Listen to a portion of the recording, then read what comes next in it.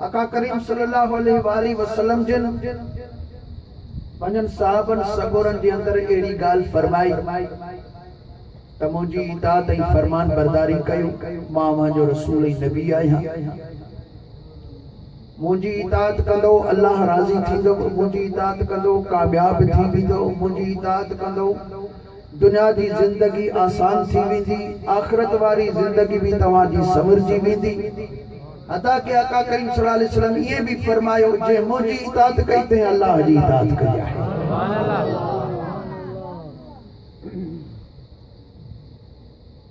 मदीने पाक में अल्लाह से सभिनी खे मदीनो ॾेखारे ऐं बार बार रब नसीब फरमाए।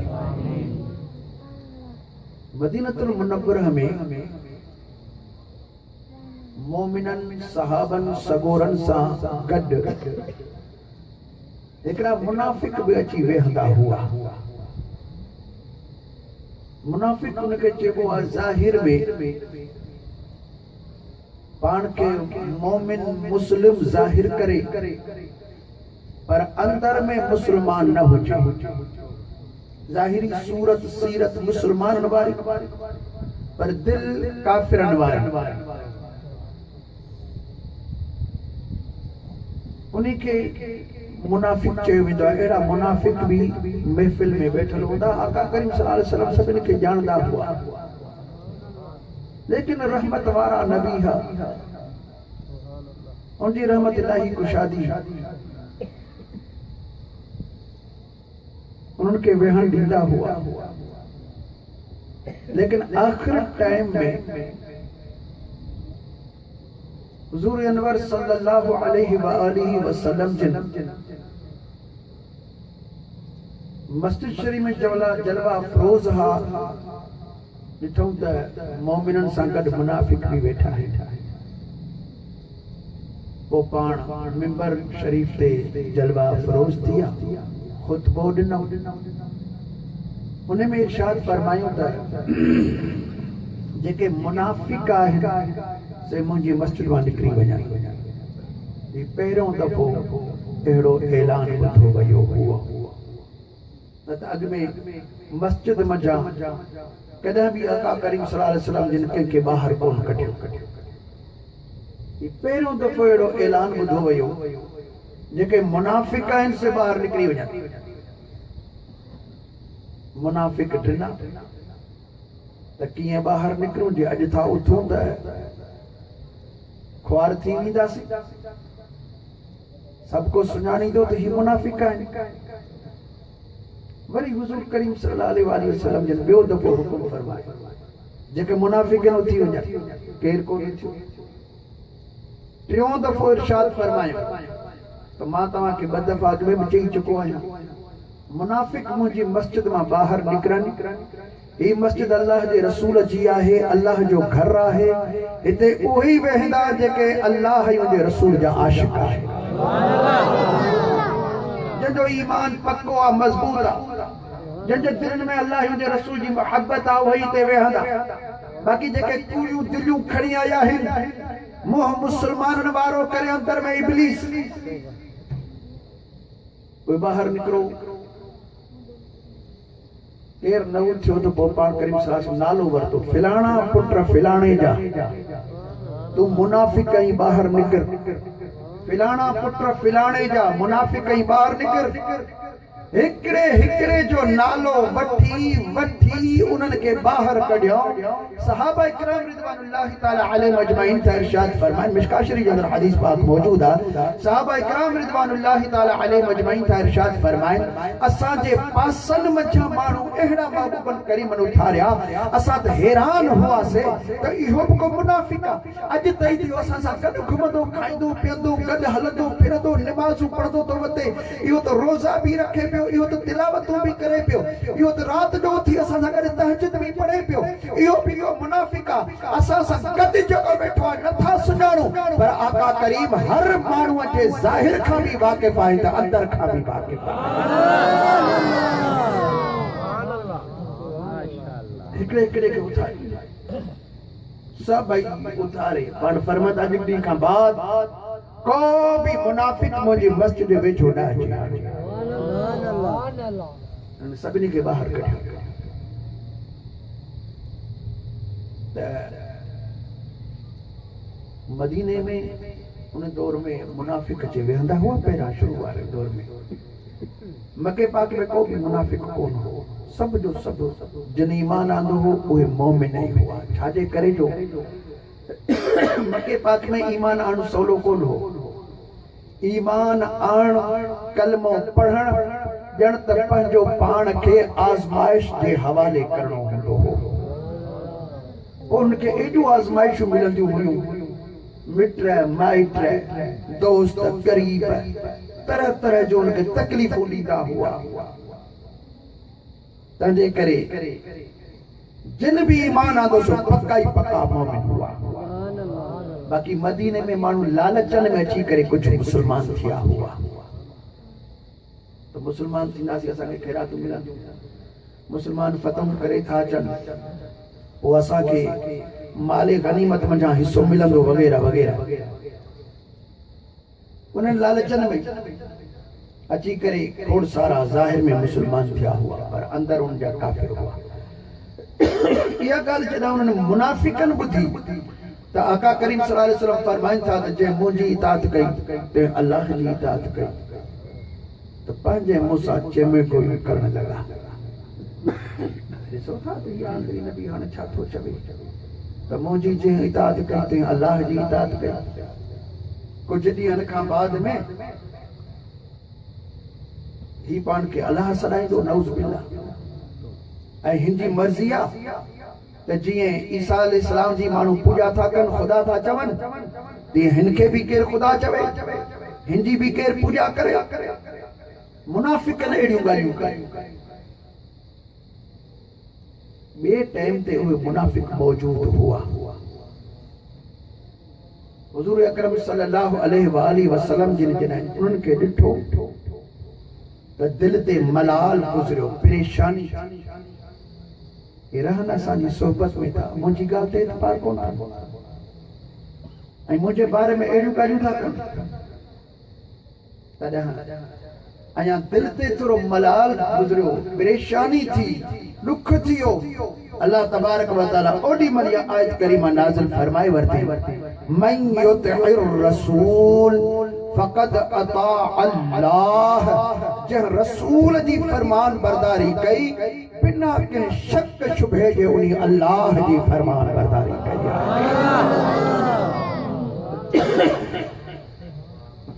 रसूल करीम सल्लल्लाहु अलैहि वसल्लम जो फरमान हकीकत में अल्लाह जो फरमान आहे मोमिननि इन चीज के पहिरां भी मञो ऐं अॼु 14 सदियूं गुज़री वयूं आहिनि लेकिन ईमान वारा अॼु भी मञनि था त मिठे महबूब जो फरमान उहो अल्लाह जो ई फरमान हूंदो आहे अल्लाह करीम जल जलालू के हुजूर अलैहिस्सलाम जिन जे फरमान ते अमल करण एतिरो त पसंद आहे जो रब करीम जल जलालू इरशाद फरमायो वमन युतिइल्लाह व रसूलहु जंहिं अल्लाह जी ऐं उन जे रसूल जी फरमान बरदारी कई फक़द फाज़ फौज़न अज़ीमा बेशक उहो कामयाब थी वयो पर वॾो कामयाब थी वयो अज़ीम कामयाबी उन माणे वरती आहे जेको अल्लाह जल जलालू रसूल करीम सल्लल्लाहु अलैहि वसल्लम जिन जो फरमान बरदार थी वई उन वॾे मां वॾी कामयाबी माणे वरती अज़ीम कामयाबी अल्लाह तबारक व तआला फरमाए थो छो जो रसूल जी फरमान बरदारी अल्लाह जी फरमान बरदारी आहे अल्लाह जो भी फरमान बरदार थे उनजो चवण वठे ऐं सुने रसूल जो भी चवण वठे त पोइ रब करीम जल जलालो उनखे आम कामयाबी न बल्कि फौज़न अज़ीमा वॾे मां वॾी कामयाबी अता फरमाए रहियो आहे हिन जहान में भी वो इंसान कामयाब आहे कब्र के अंदर भी वो इंसान कामयाब है मैदान महशर में भी वो इंसान कामयाब है जो सोने रसूल सल्लल्लाहु अलैहि वसल्लम जे फरमान ते अमल थो करे उनजी सुन्नत मुबारका ते अमल करे रहियो आहे। ॿियनि लफ़्ज़नि में मां चवां शरीयत पाक ते अमल करे रहियो आहे। शरीयत पाक अल्लाह तबारक व तआला के एतरी पसंद आहे छो जो शरीयत मिठे महबूबन करीमन जे अफ़आल ऐं अक़वाल जो नालो आहे। जो मतलब ही आहे अफ़आल माना महबूबन करीमन जी अदा ऐं अक़वाल माना महबूबन करीमन जो फरमान। यार जे फरमान ऐं यार जी अदा जो नालो आहे शरीयत पाक है। अल्लाह तबारक व तआला के महबूब त प्यारो आहे पर चवंदा आहिनि त यार प्यारो आहे त यार जो पार भी प्यारो हूंदो आहे।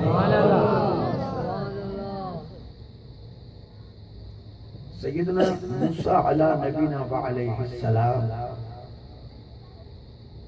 जॾहिं पंहिंजी उम्मत खे वठी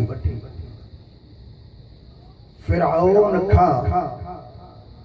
बहर क्रॉस करे पिया वञनि ऐं अल्लाह तबारक व तआला फरमायो त तूं दरिया खे लठ हण बहर खे ऐं तव्हां हितां क्रॉस करे वेंदो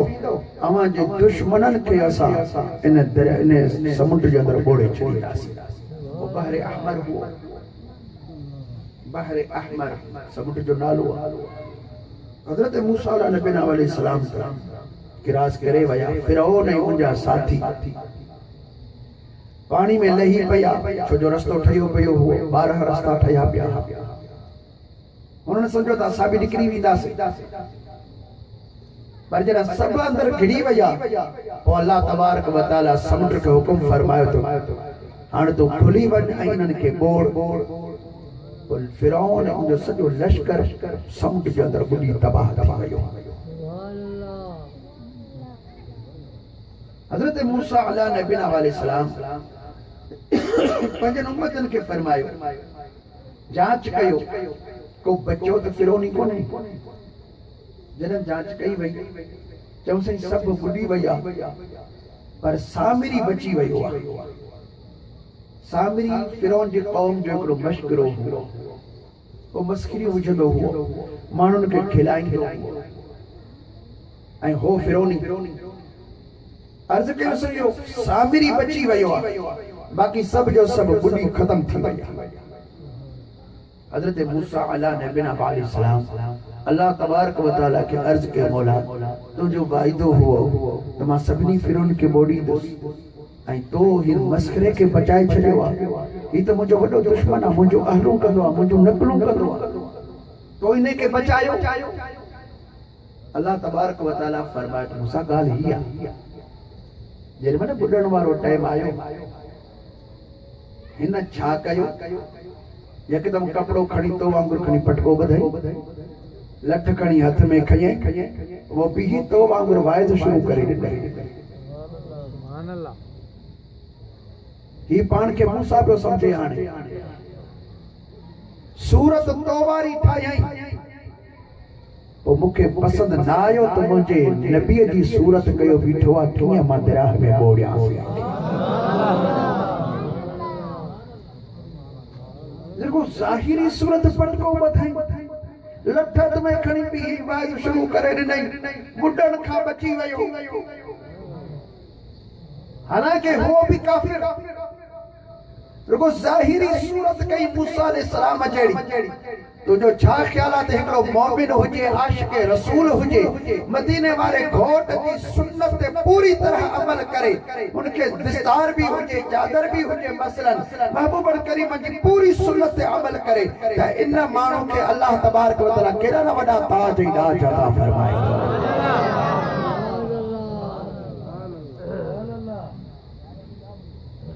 अखियूं मुंह मेहार दे जिन रखियूं जोड़े सुभान अल्लाह। मुसलसल जुकाम जे करे मां तरन्नुम में नथो ॻाल्हाए सघां मुख़्तसर तव्हां ॾाढो कुझु बयान कयां थो त लतीफ़ सरकार से रहमतुल्लाह तआला अलैहि जिन फरमायो अखियूं मुंह मेहार दे जिन रखियूं जोड़े री असंध सैयद चवे तार घिड़न तोड़े। तार पानी जे अंदर न उन वटि तुंबो न तुरहो अहिड़ो को वसीलो न आहे जंहिंसां तरी ऐं पार पहुचनि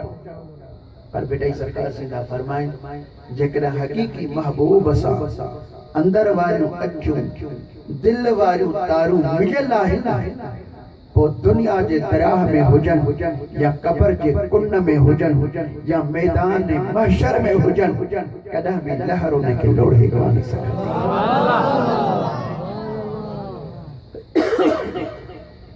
अखियूं मुंह बेहार जिन रखियूं जोड़े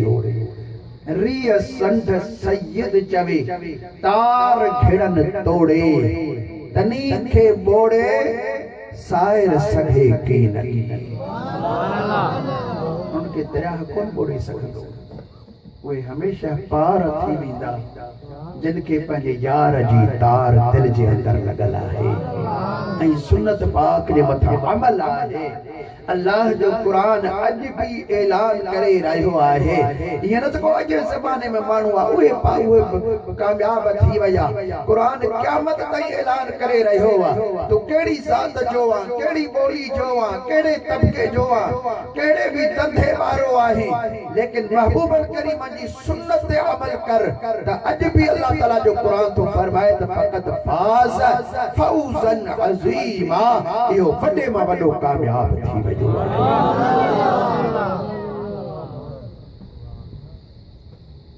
हजरत इमाम रब्बानी मुर्शिदना मुजद्दिद मुनव्विर अल-फिसानी रज़ियल्लाहु तआला अन्हु जन फरमाइन था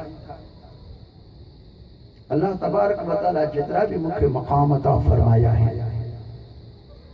ये मेहनतन सा मुंह न वरता सिर्फ हुजूर अकरम सल्लल्लाहु अलैहि वसल्लम जी सुन्नत मुबारक ते मो अमल कयो आ ऐं उन्ही जे इनाम में अल्लाह सुब्हानहु व तआला मुखे ये मकामात अता फरमाया है। फरमाते हिकड़े दफे मुखे थकावट हुई पो जागो हुओ मां सुमण जे लाइ रात जो आयुस अखियूं निंड में भरियल हुयूं इलाही थकावट चवां पर वो सुम्हात निंड कयां जीअं मां सुतुसि कीअं मां खाॿे पासे ते सुतुसि अञा मस्त सुतुसि मूंखे यादगिरी अची वई त आका करीम सल्लल्लाहु अलैहि वसल्लम जन आराम फरमाईंदा हुआ त पहिरियां साॼे पासे ते आराम कंदा हुआ अज मां वरी खाॿो पासो खोड़ियो कॾहिं बि ईअं कोन थियो त मां पहिरियां खाॿो पासो रखां अज मूंखां ग़लती थी पाण फरमान मां उथी वेठुसि पोइ इस्तग़फार कयमि तौबह कयमि पोइ वरी मां ॿीहर साॼे पासे ते सुतुसि अया मुंहिंजो सुम्हणो अखियूं बंदि करणो हुयो अल्लाह तबारक व तआला जा अनवार ऐं तजल्लियात एतिरा त मुंहिंजे मथां पिया नाज़िल थियनि जो मां शुमार न पियो करे सघां ऐं आवाज़ पियो अचे त शेख अहमद ही सभई अनवार तॾहिं नाज़िल थिया जॾहिं तूं अल्लाह जे यार जी सुन्नत ते अमल कयो आहे। रुगो साॼे ऐं खाॿे पासे जे सुञण जे इम्तियाज़ हासिल करण ते साजे पासे ते सुमण ते एतरा अल्लाह तबारक व तआला नूर नाज़िल कया है।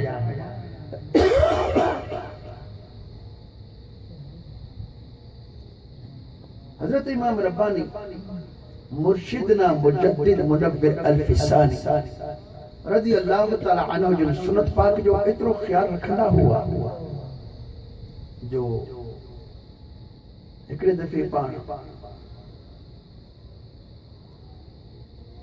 ड्राख घुराई बाबा बटे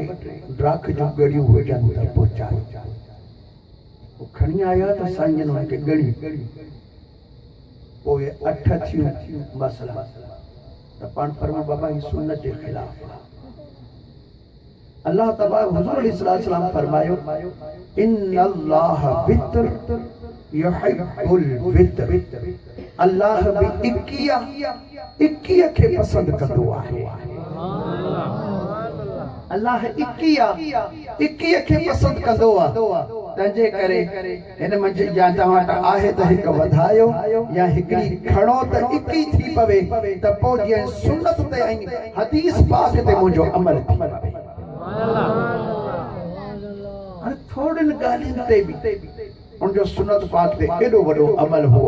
ऐं पोइ दर्जो बि अल्लाह तबारक व तआला उन्हनि खे एॾो वॾो अता फरमायो हो जो उन्हनि खे लक़ब मिलियो मुजद्दिद अल्फ सानी, यानी सॼे 1000 साल ताईं अवां जो फैज़ हर शइ खे पहुचंदो रहंदो।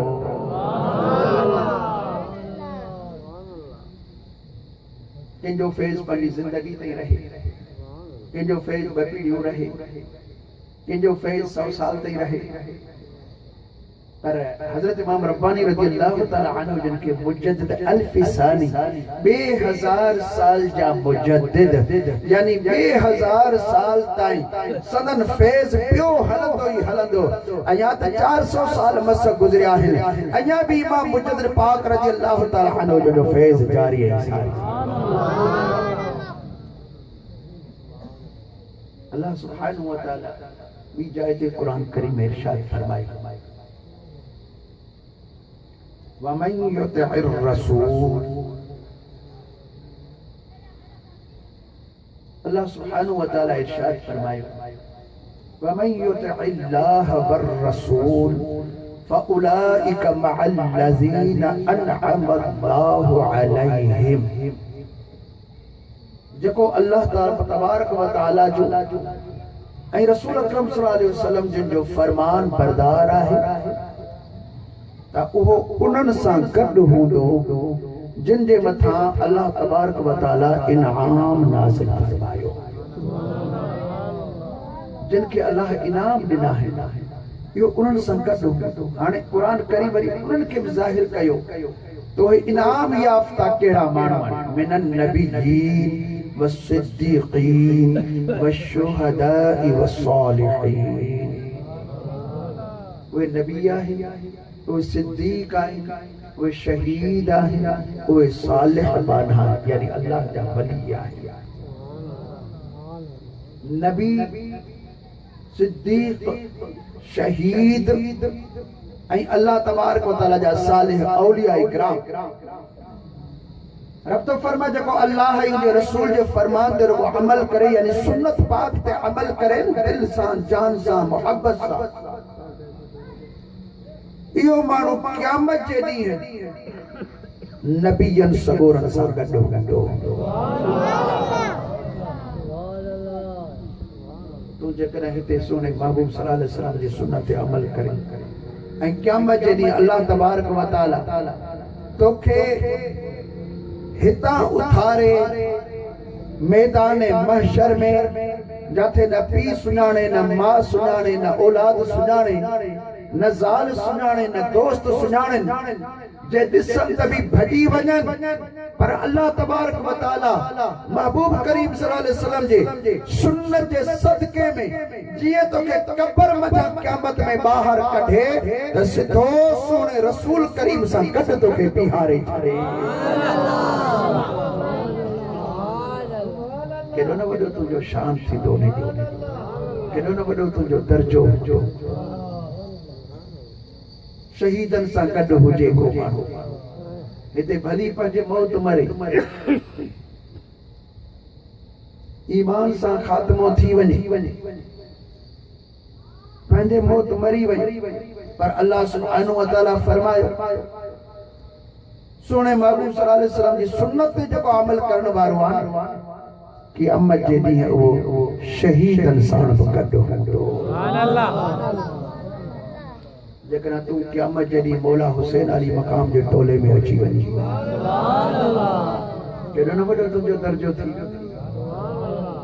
तूं सिद्दीक़नि जे टोले में सोने अबू बकर सिद्दीक़ जे झंडे जे हेठां अची वञी, तूं अल्लाह जे वलीअनि जे टोले में अची वञी, सखीलाल शहबाज कलंदर सां गॾु क़यामत में तूं हुजी, तूं हज़रत गौसुल आज़म पीरनि जे पीर सोने दस्तगीर सां गॾु हुजी, तूं अल्लाह जे कामिल वलीअनि सां क़यामत में गॾु हुजी। दुनिया में तोखे विलायत खणी न बि मिली पर दुनिया में तो रुगो सुन्नत ते अमल कयो अल्लाह तबारक व तआला तोखे यो इनाम अता फरमायो जने क़यामत जो दी थियो त रब करीम तोखे नबियन सां सिद्दीकन सां शहीदन सां ऐं वलियन सां गड करे छडियो आहे ये सब बरकतूं सुन्नत पाक जे अमल करण साण आहिनि इन महीने पाक में इंशाअल्लाह तबारक व तआला बिन रातिन खां बाद 15 शाबान अल मुअज्जम जी रात थी अचे जंहिंखे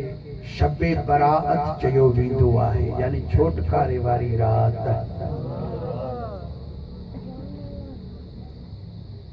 इन्हें में छोटकारो ही छोटकारो आहे आका करीम सल्लल्लाहु अलैहि वसल्लम फरमाए जॾहिं या रात थिए थी त अल्लाह सुब्हानहु व तआला जी रहमत पहिरें आसमान तां आवाज़ ॾींदी आहे को बीमारी खां छोटकारो लहण वारो अल्लाह खे अर्ज़ करे त अल्लाह से बीमारी खां जान छॾाए आहे को कर्ज वारो कर्ज खां छोटकारो हासिल करण वारो और दुआ घुरे त अल्लाह सुब्हानहु व तआला कर्ज खां जान छॾाए अल्लाह सुब्हानहु व तआला जे तरफ खां आवाज़ ईंदो ही शइ मूंखां घुरे मां ही ॾियांस ही शइ मूंखां घुरे मां ॾियांस ही शइ मूंखां घुरे मां ॾियांस त इहा रात ई छोटकारे वारी हूंदी आहे इहा रात इबादत में गुज़ारजे इहा रात अल्लाह सुब्हानहु व तआला जे आॾो सजदन में क़ियाम में कुरान करीम जी तिलावत में ज़िक्र व अज़कार में सखावत सां रात गुज़ारजे पंहिंजे पाड़े में जेके ग़रीब हुजनि उन्हनि जी सार लहजो उन्हनि सां सखावत सां पेश अचिजो माण्हुनि सां सुठे नमूने सां ॻाल्हाइजो कंहिंसां कावड़ न कजो जेकॾहिं कंहिंसां कावड़ियल आहियो दिलि जे अंदरि तव्हां उनखे बख़्श करे छॾियो माफ़ करे छॾियो अल्लाह साईं तव्हांखे इते जो इते माफ़ फरमाए छॾियो बदकिस्मती सां असांजा मुस्लमान इन रात खे फटाकनि वारी रात था चवनि ॼाटियुनि वारी रात था चवनि अब फटाकनि वारी फटाके जी माना ई आहे कूड़ फिलाणो फटाका पियो छॾे कूड़ पियो हणे या कूड़ जी रात न या सच्ची रात आहे बख़्शिश जी रात आहे ये इबादत जी रात आहे पंहिंजे औलाद ते कंट्रोल कजो उनका फटाका हण न ॾिजो उनके तव्हां वठी मस्जिद में अचो पंहिंजे घरनि खे इबादत सां आबाद कयो छो जो इन रात में ईंदड़ साल उन में जंहिंजो जेतिरो रिज़्क़ आहे उहो लिखियो वेंदो आहे कंहिंखे इज़त ॾियणी आहे उहो लिखियो वेंदो आहे कंहिंखे को उहिदो ॾियणो आहे उहो लिखियो वेंदो आहे इंसान अॻे साल जेको भी कुछ कंदो वो सब लिखत में मलाइकन खे मिलंदो आहे पर जेकॾहिं कंहिंजे जिंदगी में बीमारी लिखियल आहे दुख लिखियल आहे ज़िल्लत लिखियल आहे ऐं इन रात में बानो पियो अल्लाह खे अर्ज़ कंदो त मुंहिंजा रब करीम मूंखे बीमारियुनि खां बचाइजे अल्लाह मूंखे कर्ज़नि खां बचाइजे मूंखे इज़त वारी ज़िंदगी दे पियो दुआऊं घुरंदो अल्लाह तबारक व तआला फरमाईंदो हिनजा लिखियल त ज़िल्लत ही